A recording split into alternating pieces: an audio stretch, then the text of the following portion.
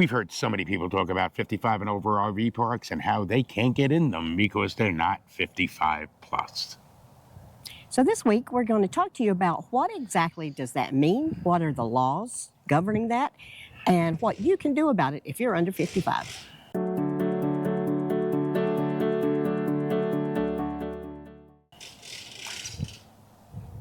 You know, this past week, Cindy and I learned a very valuable lesson.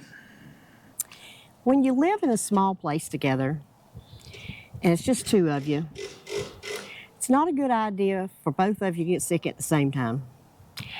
She got a really bad cold. Yeah, I'm almost over it. And me, I got a stomach bug, which you would think that living in such a small space, we would at least get the same things. But we didn't. And we are on the upswing. We have gone from pitiful to almost 100%. Yeah. As a lot of you may know, we are back in Cactus Country, which is a 55 plus RV park. In Tucson, Arizona. In Tucson, Arizona. And as we said in the opening, there's a lot of people that say, oh, I'd love to go to Arizona, Tucson, or heck, Phoenix, or wherever. But every RV park that I look at is 55 plus. And that does make people stop and, really count out places if they don't think they can find it. And it's true. These are places that a lot of retired people come during the summertime. They call them snowbirds that come here. I guess we're snowbirds now because we always follow wherever the warm weather is. Snowbirds heading north now that winter's over. Yeah. So we do have a lot of retired people here, people that some people stay here all the time, but a lot of people, the majority, I would think, of the people in this park come in for the wintertime and leave. Seasonal. Yeah. And 55 plus RV parks are not limited to people 55 and older. By law, they're not. Right. So, what is the law? The Department of Housing and Urban Development has an act called the Housing of Older People's Act. HOPA. HOPA. Papa? HOPA. Hobo? And what that act says is that in order to call yourself a 55 plus community, whether it be an RV park or otherwise, 80% of the residents of that place must be 55 or older. Or more specifically, at least one person living in that residence must be 55 or older. That's 80% of the park. So they are free to rent or lease or contract out to have people come stay in the other 20% that are under 55. So they have that option. It is not a requirement that they have 20% under 55. By no means. But it is a requirement they have at least 80% over 55. So this is something we learned from Lynn, the manager here at Cactus Country. And I looked into it further. And now, this is not to say that every 55 plus RV park is going to offer spaces to people under 55. That other 20% of the park can be limited to people 55 and over. So you have a 100% 55 over RV park. Now, some reasons you may not want to go to a 55 and over RV park. If you're, let's say, a young couple with kids, a 55 and over RV park is not going to cater to kids. They're not going to have playgrounds. They're not going to have things for kids to do. There's not going to be other families with kids. And you're probably going to deal with grumpy people at the pool because your kids are making too much noise. Okay? So, Marco Polo. Oh, don't start. Cindy has a real hard time with Marco Polo. Yeah. She's one of those grumpy old people. Marco. Polo. Marco. The truth of the matter is, they're not going to cater to young families. Okay? There is actually a young family, maybe two, living here. And those kids really don't have anything to do that kids do. Yeah. You know? There is a pool. It's not been very hot since we've been here to be in it, maybe just a couple of days. But it's not like there's playgrounds and they would have to be particularly aware of where their kids are and not riding bikes willy-nilly around because there are a lot of cars and trucks that go in and out of here. Now, if you're somebody who's under 55 and just wants to be out in a quiet place, a 55 plus RV park might be for you. Yeah. Because, quite honestly, I can't say that I've ever been in an RV park that's quieter than this one. Yeah. And the general consensus that I get from people who stay in other 55 plus RV parks and other ones that we've stayed in, they do tend to be quiet. And especially during the nighttime hours, you don't hear a lot of people out around their fires at midnight singing and carrying on and playing loud music. Hey, we have that wild bingo that goes Oh, on. yeah.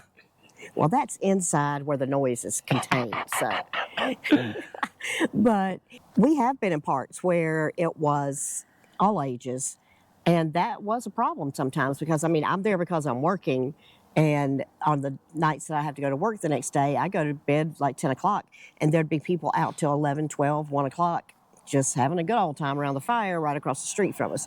And thankfully, there were some rules that we could say to the manager, hey, can we have these people quieting down at a certain time? Yeah, they had a quiet time. Yeah. But if you're also another thing to consider when you're looking at 55 and older, if you are a travel nurse, if you are a travel physical therapist, if you're any kind of medical field and you're in the area to work, they are very, very kind to people at 55 and older parks because I think partly because it's nice to have medical people around, and partly because they know that if you're there to work, you're a nurse, you're a PT, you're a NP, whatever you're doing there, you are a professional, and you're most likely not going to be a problem maker. You're not going to be somebody that's going to be, doing things you shouldn't be doing.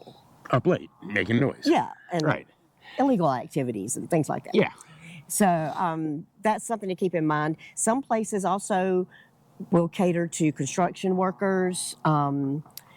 In Texas, there's oil workers, all different kinds of. In Tulsa, There was a lot of oil workers. So it just depends on the area you're in. There may be contract workers that can also get into those 55 and older parks if they're not that age because they are working in the area and there's a certain amount of time set that they're going to be there.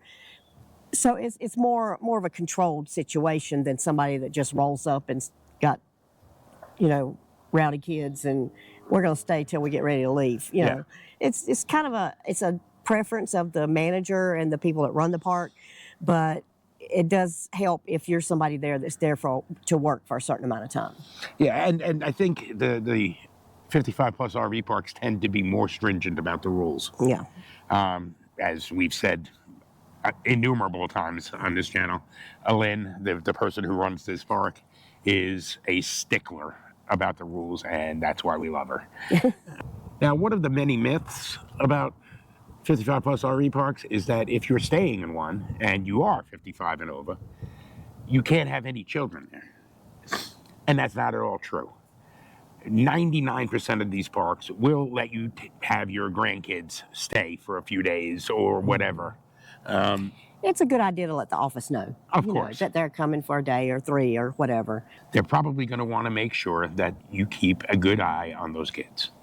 Another misconception there is out there is that 55 plus parks are more expensive than other parks that aren't restricted by age. We haven't found that to be so. They are sometimes less expensive because you can you can have your spot for a season and you can pay up front so many months, and there's a reduced price if you pay for that long term up ahead of time, because they know that spot's taken.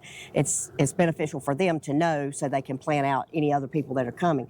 So there are some advantages to that. Now, if you get to your resort type RV parks that have tons of activities and all kinds of amenities, and maybe a restaurant on site and just all kinds of things going on, you are going to pay more for those. But that's across the board, whether they're limited by age or not.